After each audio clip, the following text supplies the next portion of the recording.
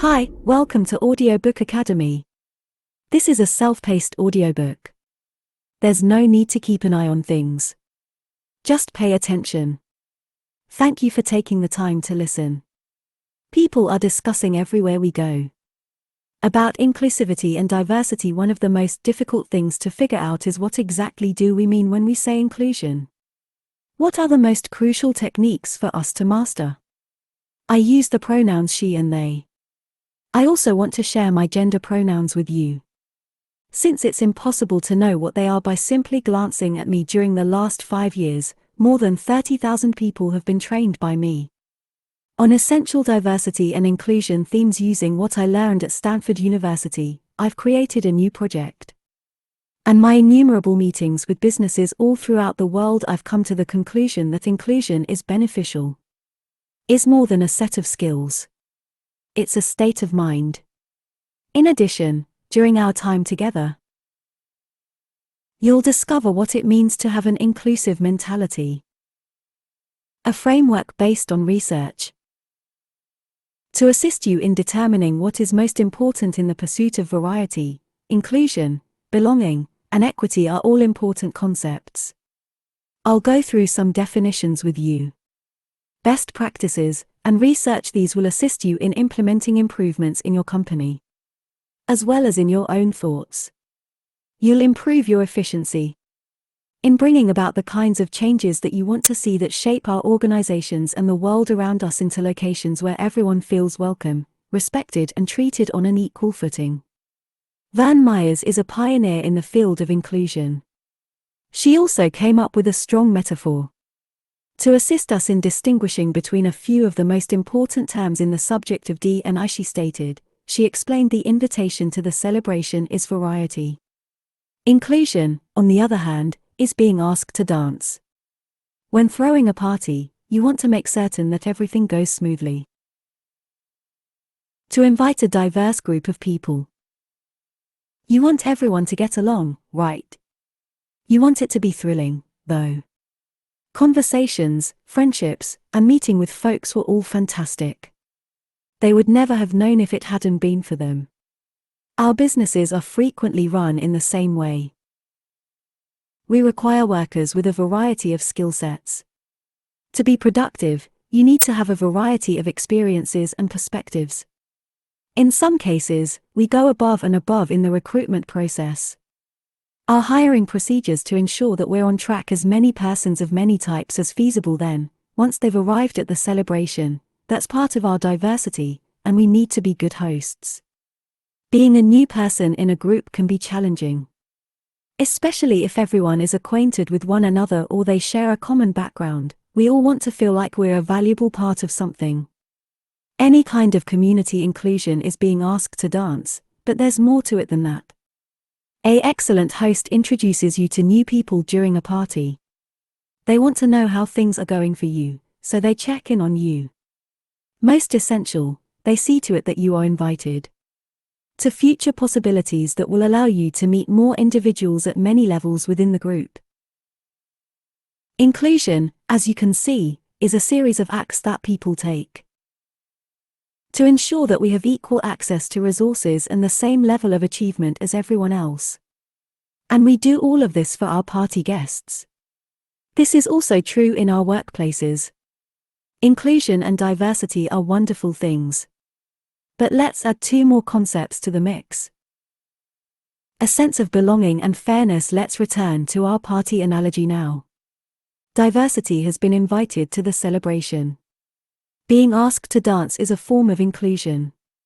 However, we've included a few of new suggestions. Being able to dance however you want is what it means to belong. Equity is the one who chooses the DJ. On the dance floor, we all have our own distinct flair. And whether we perform a simple 2-step or take control of the center of the floor, we want our presence at the gathering to be felt. Is still cherished. Who wants to attend to a party when everyone knows everyone else? Has to dance in the same manner? Even in group dances, everyone should be able to participate. To allow their individuality to shine similarly, we want to be able to present ourselves fully. Throughout our company, we aim to bring our own distinct experiences to the table and styles of working while still being perceived. That's what it means to be a part of a group of competent and respected peers. But just because everyone at the party is having a good time doesn't mean they're all having a good time. This does not imply that they are all treated equally. Let's speak about equity for a moment. The power of decisions is central to equity. That are normally done behind closed doors in any case. Whose party is it? Was it a joint effort or was it the result of a single person's efforts? Make all of the choices. Who decided on the DJ?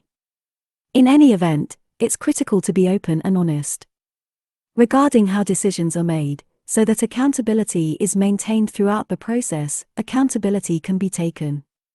The person who chooses the DJ is the one who sets the tone. For all of the guests at the celebration, their choices may have an impact on who feels at ease and are well liked by the locals. If every song has the same tempo, only those who are familiar with it will like it. With that kind of music, you'll have a big advantage. Consider the high-level leadership in an organization. How much of their power is distributed among them? Who gets to make the decisions? Who gets promoted or given work opportunities, for example? These are the most important indicators of equity. Who gets paid the same, for example? So, taking a look back at what we've covered so far, we can say that best diversity and inclusion practices exist. Resulting in the best outcomes in terms of belonging and equity, we must ensure that our organizations have a diversified representation to ensure that everyone has equal access to resources and opportunities. People will then feel as if they are working in a culture that values their uniqueness, and the potential for leadership that lie ahead of them are limitless. Despite the fact that there is a growing movement for equality, some people continue to be doubtful on the importance of inclusion in practice. They'd like to see the information. What makes it worthwhile? The good news is that there is hope. If you're advocating for a more inclusive worldview, you have the data on your side. According to research, if you are subjected to bias at work, you are more likely to be fired. You have a fourfold increase in the likelihood to experience a sense of alienation on a frequent basis. You're also 3 times more likely to have a heart attack. To have the intention of leaving your company within a year, you're roughly 3 times more likely to have suppressed thoughts or solutions in the last 6 months. What is the cause of the high turnover and low productivity? How much is it costing your company? On the other hand, employees who feel like they belong at work report a 56% improvement in job performance, a 50% reduction in the risk of turnover, as well as a 75% reduction in sick days. As you can see, a wide range of businesses are involved. Statistics show that it is more profitable. Let's take a closer look at those figures. To assess a business's level of innovation, the percentage was examined by Boston Consulting Group. New product and service revenue as a percentage of overall revenue that have been released in the last 3 years. They polled employees at over 1,700 businesses across 8 countries and a wide range of sectors, and the scale of the business, and what they discovered was that businesses with above average levels of diversity reported a roughly 20% increase in revenue from innovation. If I told you there was anything, you'd believe me. This could result in a 20% increase in revenue. Wouldn't you be curious to learn more about it? So, why aren't there more people who are willing to commit to a commitment to inclusion? There are numerous explanations for this. One of them is that inclusion isn't just a number. It has a monetary worth. We must treat inclusiveness as if it were innovation or greatness. We are certain that there is a beneficial effect on having people who are creative. However, we don't always have accurate metrics to show you how to do it. Fear is another impediment. One of the most contentious issues is that of identification. In our culture, and the majority of us are frightened of making a mistake. This fear can cause us to become paralyzed by analysis. This prevents us from attempting anything. Almost everyone has heard of the fail first philosophy. Some Silicon Valley firms have embraced this strategy. The goal is to prototype models quickly, so they can figure out what works and what doesn't. That system fundamentally altered people's perceptions of the world. Collaboration and output. What if we were trusted to come up with new ideas? With the same degree of inclusion and equity? Of course, there's the bottom line. Isn't the only factor to consider. There are compelling ethical reasons to do so. For encouraging an inclusive mindset in your workplace as a result of historical oppression, chances have been constrained. For a large number of marginalized groups. As a result, it's becoming all too prevalent for people to feel as if they are the only ones or one of a select few in their workplaces. However, if these employees feel valued by your organization, they will work harder for you. You're promoting a healthy environment for everyone. Consider what it would be like to work in this situation. If you're in a wheelchair when not all meeting rooms are available, or how stressed would a mother be if she was expecting a child, if there wasn't any parental leave available? You must consider this. Who has been forgotten? What are the experiences that we are overlooking? And you've got to keep going. To keep asking yourself that question. If simply the experience is taken into account of people in your social circles and people who share your interests, you succumb to the like-me bias. This can have a negative influence on the image of your department, your company, and possibly your entire industry. In fact, at the system level, this kind of bias is writ huge. Is what has caused some groups to become dissatisfied, historically disadvantaged and underprivileged. The data is straightforward. The impact is enormous. And your acts, whether deliberate or not, can either limit or liberate. Others' livelihoods are on the line. One of the strongest justifications for inclusion is a personal example. It's the story you tell other people about yourself. Describe why it's so essential to you to practice inclusivity. Some people are inspired by how inclusiveness works. Has an effect on the bottom line. Others will be inspired by the reasons why it is the proper thing to do. However, because you share, some individuals will be concerned. Your personal account of why it is so important to you. Here's how it went down for me. I was born and raised in Detroit, Michigan. I enjoy being a part of the distinct metropolitan environment. Because practically everyone in Detroit was black, this is the case. I like to joke that it's the United States Wakanda. Growing up with folks who shared your values was a wonderful experience. My cultural background and my ancestors' every mayor I've ever had has been a black man. My teachers were mostly black. Low income, middle income, and high income people. The ones with the highest income levels were all black. I attended a high school with 4,500 gifted students. As well as gifted students, and 80% of them were African American. In 10th school, I was awarded a scholarship to attend college. To a prestigious Massachusetts boarding school, which was predominantly Caucasian. As I drove away from Detroit, I began to see that everyone had these prejudices. Concerning African Americans, they'd make statements like black people don't ski. And I'm quite sure I'm from Michigan. There are ski groups for black people. They'd bombard you with inquiries about my hair, the meals I enjoyed, or the music I liked, and I recall thinking to myself, wow, these people are incredibly illiterate. I didn't say it in a derogatory way. I meant it to imply that they have no idea. Check out what people have to say about any group. Is usually constrained by sample size. If you haven't had much touch with a group of people, this is a good place to start. The media is responsible for the majority of what you know about them. Your family, the educational system, and so forth. None of these sources are very trustworthy. As a result, when I went to Stanford University for college, I opted up to receive group communication. The lesson looks at 4 different social identities: race, gender, socioeconomic position, and sexual orientation are all factors to consider. People are divided into groups for each topic.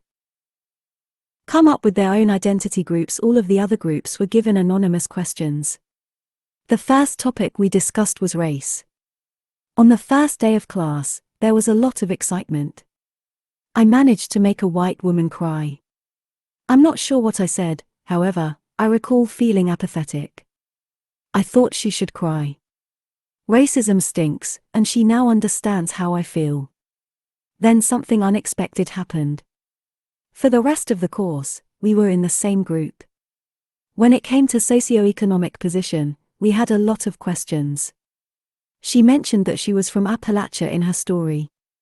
If you've never been to the area before, it is located in one of the poorest locations of the United States. It's also predominantly Caucasian. Then I had what I like to refer to as an aha moment.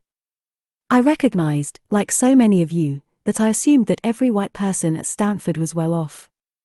I had a personal experience with the iceberg idea of the arts. It claims that what we see about a person is what we get. Is merely the mass and the surface of we have no idea who they are. That class was crucial in cementing my commitment to construct structures that produce deep, aha moments and meaningful encounters. Later, I returned to co-teach the same class. We had almost 250 pupils on the waiting list.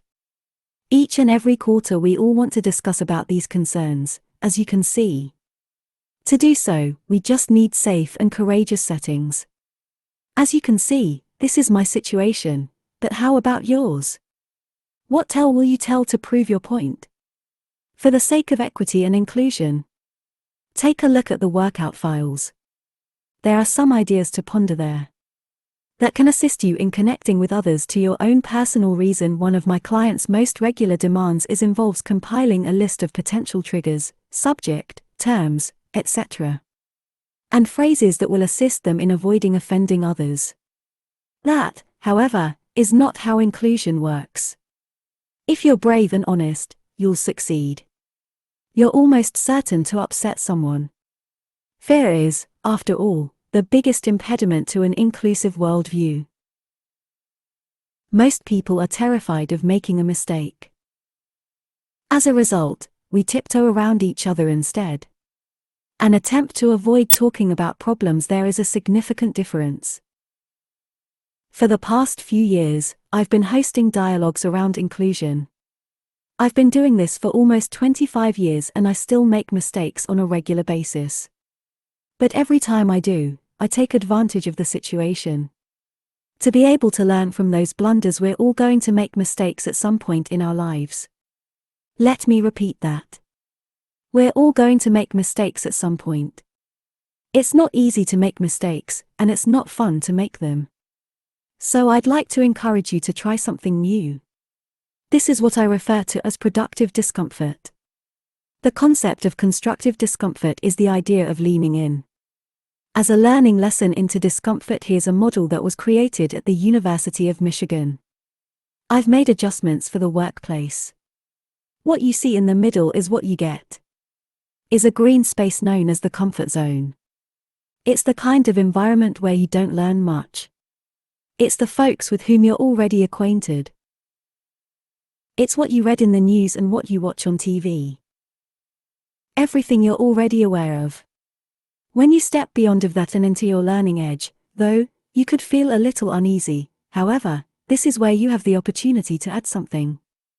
Alter your perspective of the world. This could indicate that you're in the company of others who see things from a different perspective than you. If you're discussing a topic that you don't know much about, however, after hearing such viewpoints, or sufficient knowledge of the subject, it's possible that the identical situation will now put you in your comfort zone. Take a look at the red area I've designated as the danger zone. On the opposite side of the educational cliff, when you're provoked, this is what happens. And you turned off the light. You may notice that your palms are sweaty. Or your heart is pounding and all of the other typical reactions, the fight, flight, and even freeze responses are triggered. You may feel compelled to check out altogether at times. You'll be aware that you've entered the danger zone. When you're no longer able to listen, we all have distinct things that will influence our decisions.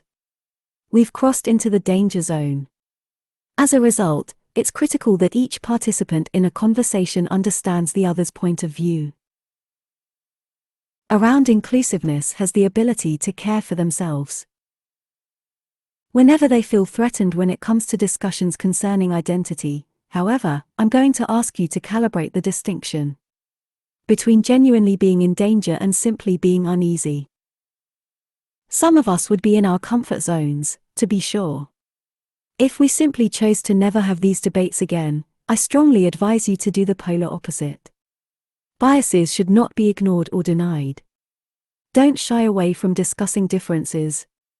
We must build environments in which we actively presume the presence of others is bias, and look into those issues. Realizing that we're all going to make mistakes is essential.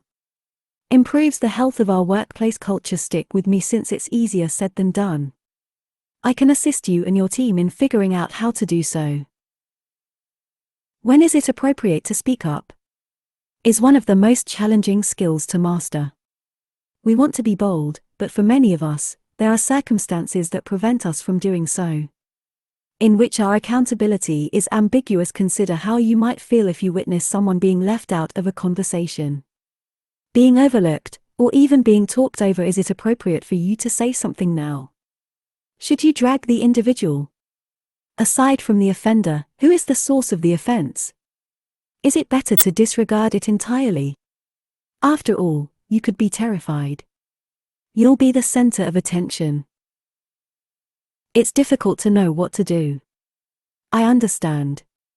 However, there are 3 variables to consider when deciding whether or not to speak up, and how to do so. The first is the issue of timing. Is it appropriate for you to make a comment at this time? Are you able to deal with the situation without throwing the whole thing off?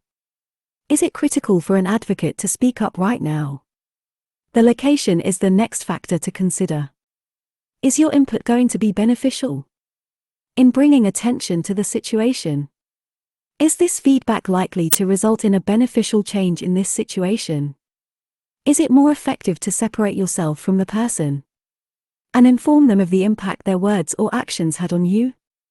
Finally, think about your relationship. What do you know about the individual? Who do you believe has been harmed as a result of the situation? Are you certain that they want you to speak up? Or would they rather go about it their own way? Or perhaps not at all? When you have the courage to speak up, it's critical to put your reasoning into context. It's due to the fact that it is significant to you. As an example, consider the following. Let's say something derogatory was stated in a meeting about a certain group, however, none of the members of that group are present. You speak out because what you're saying is vital to you. To announce the occurrence of a transgression now, if a member of that group is present in the room, keep in mind that you cannot speak for them. This is why you must understand your own why. When you're in a relationship with someone, it's even more complicated. You can learn about their preferences by asking them. And make sure you're speaking in a clear and concise manner that makes them feel good. Some people prefer not to attract attention to themselves. Others, on the other hand, like to make their own decisions, deciding whether or not to speak up, and it will be greatly appreciated by others that they don't have to be the center of attention all of the time to bring out discriminatory issues. Each scenario is unique, and there is no one-size-fits-all solution. You are more prone to make mistakes if you are brave.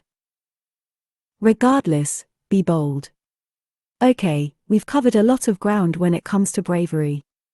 It's also possible that it'll be a little overwhelming. However, there are only 3 things to keep in mind. The first step is to step outside of your comfort zone. Yes, Dereka, I believe I've figured it out. But bear with me. When was the last time you were truly present? In a given context, who is the one and only individual that bears your identity? Make an effort to seek out fresh experiences.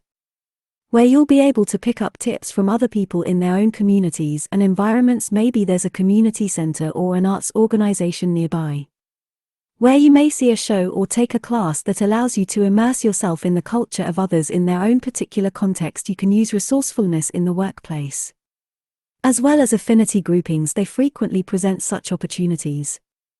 Please make every effort to attend as much as possible. This isn't just a way to show your support, it's also a way to help, yet it improves your relationship with as well as your comprehension of the festivities as well as the difficulties that come with having several identities. The next step is to embrace the discomfort and turn it into a learning experience. There will be times when you realize your point of view may not be the most well-known, or you may have made a remark unintentionally, you offended someone. I understand how unsettling that might be. But don't forget to keep the dialogue going. But to simply lean into the agony and check if there's anything useful there that you can take something away from it. This is the advantage of learning. It's also the region where suffering might be beneficial. The third step is to speak up when the opportunity arises. Both the location and the connection are ideal. One of the most powerful things you can do is speak up. Inclusionary acts keep an eye out for opportunities where you can summon the willpower to make a difference. It's not about being outgoing to be bold, or tweeting every day, or attempting to gain attention. It's all about looking at the big picture. On your interpersonal relationships you'll make a mistake, but don't let that stop the dialogue. So that you can grow and learn. Making a deliberate choice is what bravery entails. To be vulnerable, to accept responsibility for one's own biases, and making use of your power to effect change. The more time we spend outside of our comfort zones, the better. The more likely we are to come into problems and viewpoints that we don't comprehend. When we're attempting to be courageous and practice, there's a good possibility you have an inclusive worldview. Afraid we're going to offend someone unintentionally, an open mind invites us to participate. In certain instances, it's important to be humble. One good tool is to consider how to be open, as well as being accepting of others who are different from us, is a concept known as cultural humility. Melanie Tervalan and Jean-Marie Garcia are doctors. In answer to a question, I created this structure. Why don't patients always pay attention to doctors? Their investigation yielded a logical, but unexpected, conclusion. It's usually because doctors aren't paying attention to their patients' benefit. When doctors show an increased interest in their patients' cultural norms and habits, they are more capable of communicating. They were giving their recommendations based on a foundation of respect and humility. 3 important concepts underpin cultural humility: critical self-reflection and lifelong learning, identifying and confronting power disparities, as well as promoting institutional responsibility. Humility in a cultural context is distinct. We used to have a cultural competency model. As you can see, cultural competency was recognized as a skill that you might be able to acquire. We could tick a few boxes and attend a few of training sessions. And where they were capable. We now know everything there is to know about people who are dissimilar to us and understand how to communicate with them without offending them. That isn't how it works. You can't possibly know everything about another person's life, or what being a homosexual person means to them. If you're a white person or a black person, exercise humility regarding what you don't understand. Someone who comes from a different background than you is going to have a unique perspective on the world. Cultural humility is about being aware of one's surroundings that you won't always be aware of. However, having the tools to manage interactions is beneficial. Despite his lack of information, he manages to maintain friendships and relationships. On that note, don't hold your breath for an explanation. Their infliction on you, they've had the same situations several times before.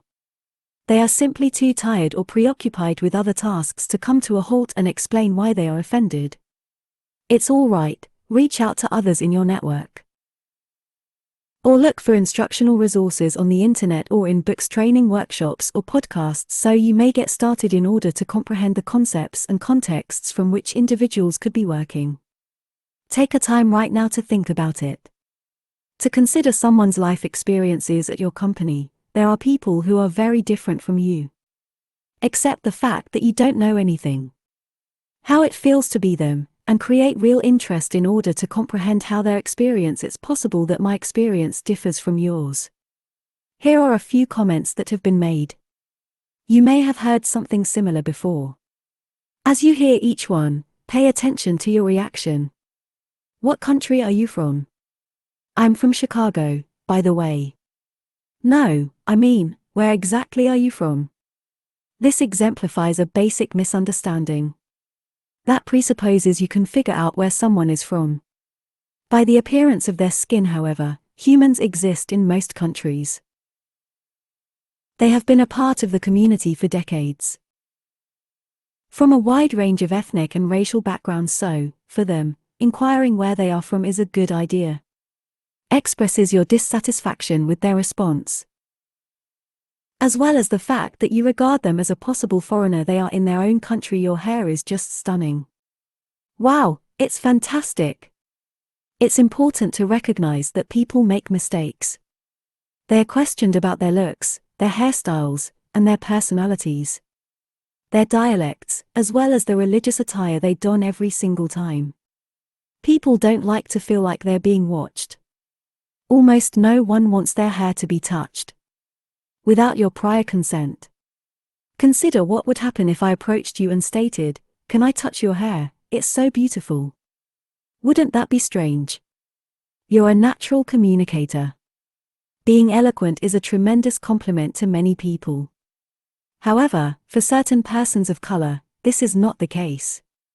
This could be interpreted as an insult. It may appear like you are shocked by their ability to communicate. Because a lot of stereotypes assume they aren't. Many of us have varied reactions to these statements. Based on our vantage point and position. Some of us got it right away. Why these things could be considered offensive. Others, on the other hand, were baffled. Others believe that people are simply being overly sensitive regarding the language that individuals use when conversing with them. Each of these remarks serves as an example. Microaggressions are a type of microaggression. Microaggressions are subtle verbal insults, as well as nonverbal slights, insults, and humiliations and insulting messages addressed towards a specific person because of their collective identity. They are frequently automatically, haphazardly, and unintentionally. We'd like to remind ourselves that just because something seems good doesn't mean it's good. We are aware that someone has a specific identity. Even if we do have that identification, this does not imply that we have all of the answers. Regarding that encounter now, I'd want to acknowledge that there are numerous options. To make sense of these interactions, it's critical to distinguish between intent and impact in this case. The speaker's motivation. It's possible that you're not trying to offend the other person. They could be exhibiting real interest, or attempting to convey that they believe the individual is precious and significant. It's true that some people will discover these interactions are entirely acceptable. They may not even be offended by them. Others, on the other hand, will be badly affected and marginalized, or perhaps exhausted after repeating the process. Being on the receiving end of these types of remarks, is it possible to be completely free of microaggressions? Probably not, but cultural humility can be practiced. By upholding each individual's right to self-determination to say what they are most at ease with, as well as a request that you assist in the creation of an environment where they can feel a sense of belonging. I understand how upsetting it is to be told this. That the manner in which we do or say things, someone finds it offensive, but if we can embrace that uncomfortable discomfort as a positive force, it has the potential to assist us in changing our thinking. To be more humble and accepting of others. Let's pretend you're in line at a coffee shop, and you're waiting for your drink to arrive. As you pick it up, you make a U-turn, and your scalding coffee splatters all over me. So, what exactly do you do?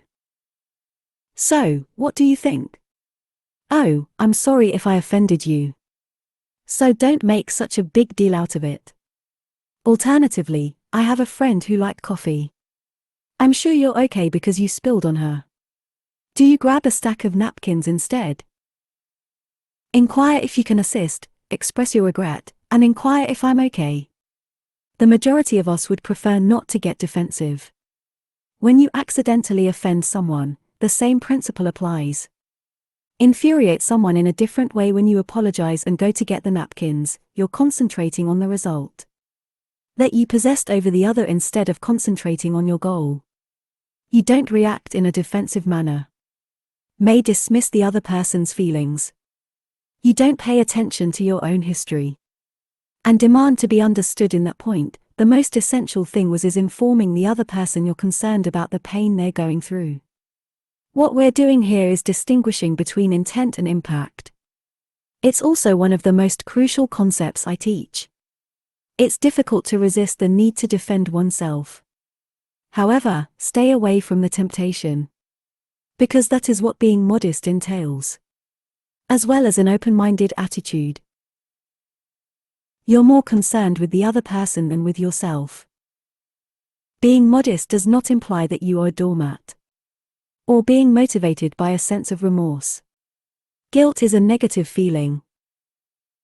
It's easy enough to express an unequivocal apology. Acknowledging and appreciating the viewpoint of the person who has been affected when you're giving this apology, keep this in mind. Keep in mind not to use phrases like, "Oh, I've had the same thing happen to me." This will once again draw attention to you. Make your apologies as straightforward as possible. Offer to follow up or do something else. If the other person wants to continue the conversation, recognize that they may not want to go any farther. Microaggressions and the types of microaggressions that people face might mount up and become daunting over time, particularly in the workplace. Humility entails honing our emotional intelligence skills. As well as being driven by our concern and caring for the benefit of others in our job or community. When we consider inclusive thinking approaches, we must keep in mind that for being modest, we can concentrate on 3 points. First and foremost, treat feedback as a gift. Feedback is extremely valuable. Whether you agree with it or comprehend it, it's critical to treat it like if it were any other gift. And I'm grateful for the generous offer. The next stage is to take responsibility. It's critical to accept responsibility for whatever aspect of the experience you were responsible for. Let me give you an illustration. It was, in my opinion, an act of allyship for my transgender and gender non-conforming buddies, but I'll let you in on a little secret. Not all of my pals share my opinion. That's how I'm going to introduce myself. Some people feel compelled to inquire of others. Their gender pronouns have been revealed. What if they have no idea what gender pronouns to use? They would like to use today. Perhaps they're in the midst of a change. How do you go from one pronoun to the next? Some individuals believe I shouldn't use the pronouns they and them. I'm not gender non-conforming since I'm not a woman. Others, on the other hand, tell me that it is vital that we always utilize our gender pronouns, that we include them in our email signatures at the bottom. We also give people the option of putting them on their name badges. This was a difficult decision for me to make. However, I once gave a sermon at a southern church. After I finished speaking, a woman approached me, tears welling up in her eyes. "I'm really grateful for the fact," she remarked, "that you referred to yourself by your gender pronouns, since I've never heard anyone mention it. In this neighborhood I too have a non-binary child." I was deeply moved. And I came to the realization that the deciding element for me was, I was aware that I had a global platform as a speaker to raise people's knowledge of gender pronouns who had never before heard of them. That's how I came to my conclusion. However, there isn't a perfect solution to every problem. Everywhere you go, people are different. That is, however, why humility is so crucial. You gain respect because of this. The feedback you receive from others, even if there isn't actually a right or incorrect answer. So there's one more thing you could do. Aim to make education a lifelong endeavor so that you may get a sense of the situation and have a deeper understanding of other people's experiences. This manner, they can provide input. Will not surprise you in the least. The more I learnt about gender non-conforming folks, the more intrigued I became. The more I realized that this debate takes place, I wasn't always aware of what was going on in their community, thus what would be the appropriate response. Humility, like anything else, takes time to master. It's the same as getting in better physical shape. This should be viewed as more of a lifestyle change. It takes practice to cultivate an inclusive mindset. And, as with any skill, it's something you can get better at over time. Your humility strengthens you. As a workplace leader and as a member of your community, the word privilege has a lot of connotations. It's a topic that a lot of people in our society argue about. There's also a lot of conflict and controversy about what it means and who has it and who does not. Let's start with an overview of the concept. In terms of social identities, your social identity is your sense of self. Based on your membership in an organization, it's about how you see yourself and the people you associate with. You're most likely to identify with on this slide. You'll see a variety of social identities. This is by no means a comprehensive list. Which areas of your identity do you find yourself thinking about the most? Which one do you consider the least? This is how I feel when I'm doing this activity. Despite the fact that capacity and disability are two different things, I find that is a tremendously significant aspect of our daily existence. The majority of able-bodied people are hardly aware of it. As crucial to our self-perception. The truth is that if you don't think about something, it will come back to bite you. That is the best evidence of your identity. It's an identity in which you have power. It's a word that has traditionally been connected with this, is why so many individuals are put off by the prospect of having a lot of money. That they have any sort of advantage. I'm not privileged, people often say. I didn't grow up chewing on a silver spoon. I earned what I have via hard effort.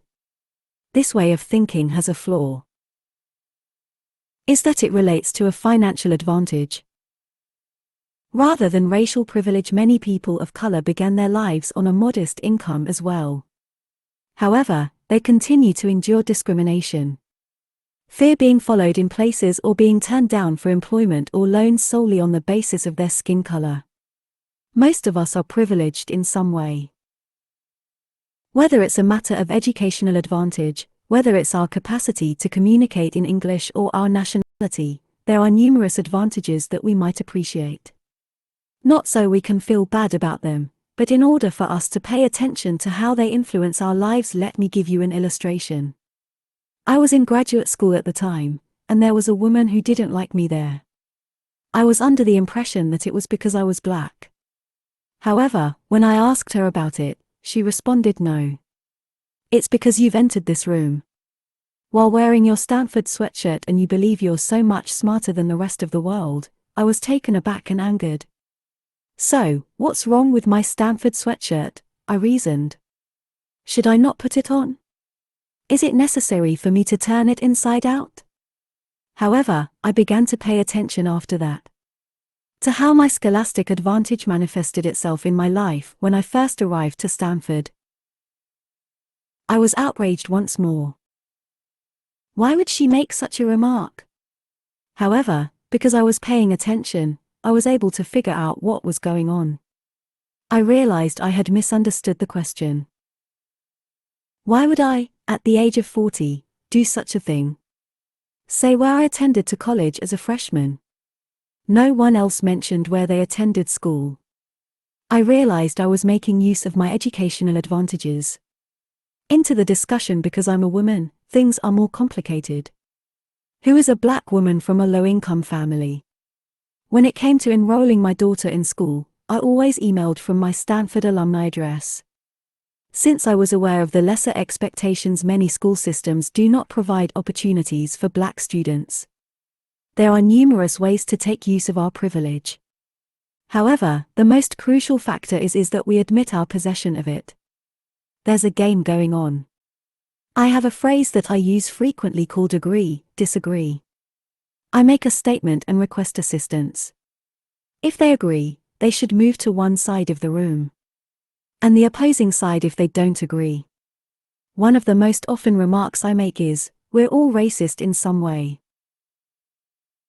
The majority of the time, the crowd is split 90% saying, "Yes, we're all racist to some extent." "No, we're not," 10% of respondents said. Typically, their choice is based on how they define racism. I'm not going to ask you to move to one side of the room right now. However, I can assist you in comprehending the term racism and why it's such a contentious issue. To do so, I'm going to say a few words about a few of the terminology used in the scale of strength and awareness. Here are 4 terms to consider. Think about them as you look at them. Consider the various ways you would define each of them. To be honest, I'm not a big fan of definitions. Here are several useful constructions that aid our thinking on how to distinguish between these terms. Bias is the water, not the shark. Every single one of us has a prejudice based on our experiences, on everything we've ingested throughout our lives, in our homes, our schools, and the news. Our perspective on the world is shaped by our positionality. We end up in prejudice. From a state of unconscious bias to the act of making decisions consciously, predicated on entire groups of individuals. Prejudices and preconceptions. Whatever you believe, you know, a stereotype is a generalization about a group of individuals. And bigotry like that isn't helpful at all. In a welcoming frame of mind, we must be cautious. One of the places where our prejudice manifests itself: when you have the authority, you can discriminate. To put that prejudice to good use, this has a detrimental impact on others. Perhaps you own a store, or you are in charge of hiring at your workplace. This provides you the upper hand to discriminate, either consciously or unintentionally. Last but not least, there is oppression. That's when we put processes and organizations to work for us to have a detrimental impact on a group of people. Disproportionate sentence has a long history. Or men and women being paid differently, or the fact that women of color are paid less than white women. One of the things we must be able to do is to illustrate why particular minority groups are underrepresented, offering specific programs for historically marginalized people regarding organizational frameworks of our businesses. Resource groupings, such as recruiting and mentoring programs, or people's attendance at identity-based gatherings. There might be a lot of miscommunication about the significance of these issues. However, if we can describe the societal oppression construct, while we are all biased, we can recognize it. We all have prejudices, after all. We can discriminate if we have power. Not everyone has had the opportunity to do so. Of being subjected to institutional oppression, what most people are concerned about is the historical institutional damage. These inclusive programs aim to address a variety of issues. Some of us have the luxury of being oblivious to structural oppression. We only look at discrimination between people. Since we aren't directly affected by structural oppression, oppression works in a similar way as a conveyor belt. We won't be able to stop it until we actively work against it. All of us are heading in the same direction. "Oh, oppression is so dreadful," we can say as we look over. However, the belt continues to move in the same direction. Unless you deliberately fight against it, that is. You're also heading in that direction. I'd like to encourage you to be aware of the power you possess, the position it places you in, as well as your commitment to leveraging your position of power and privilege for the benefit of others. Did you know that some of our most well-known performers are also musicians? Marilyn Monroe and Frank Sinatra, for example. They took advantage of their status and authority to become allies in the fight against segregation. Many people nowadays are fascinated in becoming more effective allies to persons who have been pushed to the margins of society. This is a great goal, but it is also a difficult task. If we engage in allyship, we will be able to achieve our goals. Because we want to be thought of as good people, it's possible that we're in for a world of disappointment. As you can see, allyship is more of a journey than a destination. It also necessitates that we be acutely aware of our surroundings, of the amount of dedication we are prepared to make to the creation of a society that is both inclusive and egalitarian. When you're first starting out as an ally, you can be preoccupied with gaining visibility. You may like or share certain things on social media. T-shirts or ribbons should be worn that show your commitment to a cause. These pursuits are acceptable. They are, nevertheless, examples of self-appointed allies. Many people consider them to be more self-serving. Rather than being of service to others, I prefer to be of service to communities. The following tier of allyship is when we are actively participating in the process of putting an end to prejudice and discrimination. We can actively speak out or take a stance in this arena when we witness anything unjust or inappropriate. We're willing to take chances because we're brave and push ourselves out of our comfort zones so that we can make something others will feel more included and a sense of belonging. This is also a significant endeavor. However, it is possible that it does not go the complete distance. In order to achieve true justice and equity in our society, we must work together. Allyship is a commitment at the highest levels.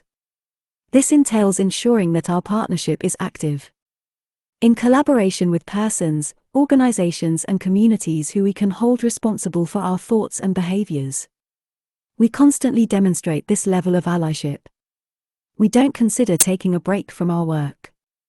It becomes an integral part of our own self-identity. Consider how you might frame these thoughts. The majority of us approach our personal relationships in this manner. We may begin by describing our relationships as if we adore someone. This is a pleasant and upbeat sensation. But this is only the beginning of how we came to be together. Following that, we may enter a phase where we express our concern for someone.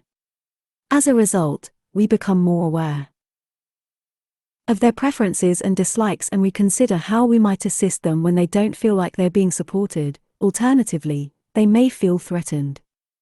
However, we can all agree that there is a different level of personal connection. Place we declare our commitment. This is how our partners are aware of us, that they can rely on us in good times and bad, not only in the short term, but also in the long term. However, in the long run, as well. This is the kind of help I'm looking for. Many people look for these qualities in a loyal ally.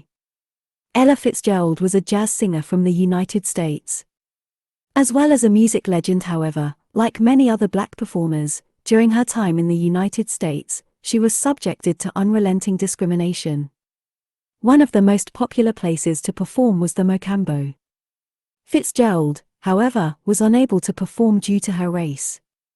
That is, until Marilyn Monroe dialed the owner's phone number and requested that he immediately book Ella Fitzgerald, and that if he did, he'd be in big trouble. Every night, she'd request a front table, bringing the club to the attention of the media, which is extremely valuable. Yes, the proprietor agreed. Every night, Marilyn Monroe was front and center. As the press erupted in hysteria, Ella Fitzgerald, on the other hand, was never required to perform. A little jazz club. Once again, when we make the decision to adopt an inclusive mentality, we are committing to a new way of thinking. Our work takes on a new level. As a result, you can take measures to pay attention and see how prejudice and discrimination show up in your surroundings. You have the option to interrupt it when it appears, using your voice to inspire and support others, as well as preventing harm to the most vulnerable people in our culture. Individuals and organizations can be contacted who can give you with essential reverse mentorship elements that allow you to grow indefinitely your comprehension of issues that has an impact on communities other than your own. Furthermore, and most significantly, you have the ability to persevere on your chosen route of allyship, activism, and lifelong learning. We must recognize that inclusion is a marathon. It is not a race, and we might be involved in the preparation on a daily basis. For the removal of oppression and injustice, allyship has a long and illustrious past. I'd want to tell you Juliet Hampton Morgan's story. Juliet was a well-to-do Montgomery socialite. At a time when there was a lot of segregation, she also had a handicap that was not evident. She suffered from severe anxiety and refused to drive or ride in vehicles. As a result, she rode the bus everywhere. In Montgomery, I was riding the bus. She became aware of the atrocities of segregation that black folks face on a daily basis. People of color had to board the bus at the front, and they must pay their fare, then, from the back of the bus, get on. Bus drivers, on the other hand, would occasionally drive away, following the payment of the black people's fare, but not before they were able to board the bus again. This segregation frightened Juliet. She'd pull the emergency cord, too, and urge that the bus driver come to a complete halt so that the passenger might board. She became a social outcast as a result of her actions.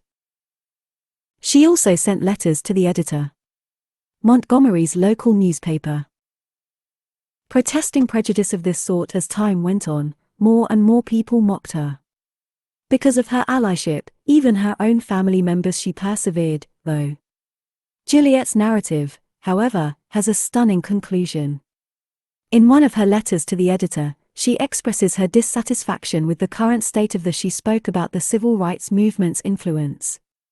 They even compared it to Gandhi's liberation movement. Dr. Martin Luther King Jr. was a civil rights activist who was assassinated, and stated that this letter to the editor had a significant impact on him, because it revealed the movement's strength to a large number of additional people. Take note of Juliet Hampton Morgan's dedication.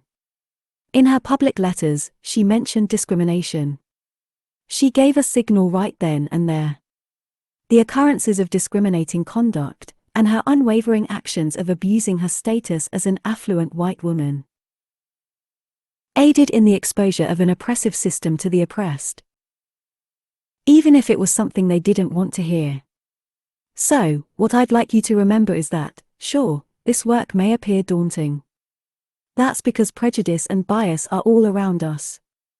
They'll always be there in some shape or form. And not everyone is prepared to face those realities. As a result, even if it's the first time you speak up, you may encounter opposition or reluctance. This is why we must be committed. The development of an inclusive attitude is a continuous process. There is always work to be done, and you are capable of completing it. It's something you're doing right now. Understanding the concepts and practices that fosters a sense of belonging and equity is a significant step. Your decisions will have an impact, not just for yourself, but also for those around you. You did an excellent job. You've completed the task. You've arrived at a point where you've acquired new skills. This will help you prepare for the task of constructing an environment of belonging and inclusion. You've picked up a lot of knowledge along the way. Consider that for a moment. You've had epiphanies and learned a new language, to be able to pass those on to others in your environment. You have frameworks. You've got a language on your hands. You've honed your skills. You already have all you require. Take a time to consider your organization now. Consider your team, your department, and yourself, and all of the systems with which you interact with each passing day. Also, visualize the change you want to see. Imagine you're the one who brings about that change. This is what an inclusive mindset can achieve. And there have been a lot of others who have done this work before you. You have the opportunity to be one of them. You've got the tools. You've got the drive. Have faith in yourself. You've got it. Thank you for listening in Audiobook Academy. Please don't forget to subscribe for more content like this. See you in next audiobook.